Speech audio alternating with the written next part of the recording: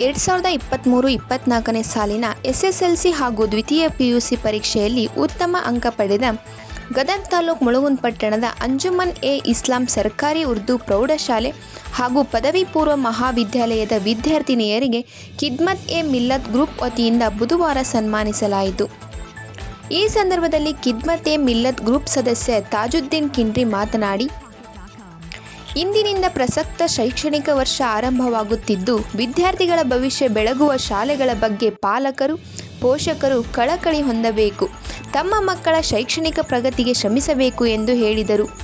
ಕಾರ್ಯಕ್ರಮದಲ್ಲಿ ಪ್ರೌಢಶಾಲೆ ಮುಖ್ಯೋಪಾಧ್ಯಾಯ SM ಉಮರ್ಜಿ, ಪದವಿ ಪೂರ್ವ ಮಹಾವಿದ್ಯಾಲಯದ ಪ್ರಾಚಾರ್ಯ GS ಶಿರಸಿ, ಮುಖಂಡರಾದ RH ದಲೀಲ್, AD ಮುಜಾವರ್, ಹೈದರ್ ಅಲಿ ಕವಾಸ್, ದಾವೂದ್ ಜಮಾಲ್ ಸಾಬ್ನವರ್, ಹಜರತ್ ಅಲಿ ಲಾಡ್ ಸಾಬ್ನವರ್, ಮುನ್ನಾ ಢಾಲಾಯತ್, ಸೈಯದ್ ಅಲಿ ಶೇಖ್, ಚಮನ್ ಹಾದಿಮನಿ, ಮೆಹಬೂಬ್ ಅಲಿ ದುರ್ಗಿಗುಡಿ ಮೊದಲಾದವರು ಇದ್ದರು.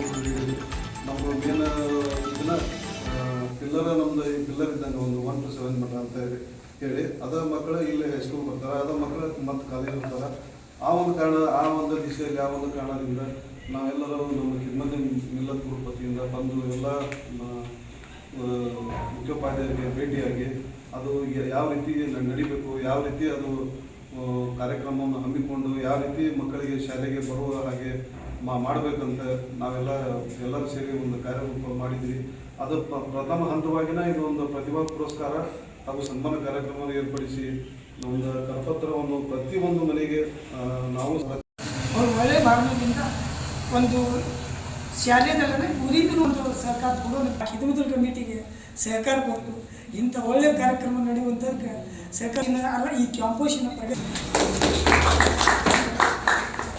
ಅತಿಥಿಯಾಗಿರುವಂಥ ಶ್ರೀಯುತ ಬಂದ ಮೇಲೆ 5 ವರ್ಷ 6ನೇ ವರ್ಷ ಇದು ಪ್ರಥಮವಾಗಿ ಒಂದಿಂಥ ಉತ್ತಮ ಕಾರ್ಯಕ್ರಮ ಆಗ್ತಾ ಇರೋದು. ವಿದ್ಯಾರ್ಥಿಗಳಿಗೆ ನಾವು ಉತ್ತೇಜನ ಕೊಟ್ಟಂಗೆ ಆಗ್ತೈತಿ.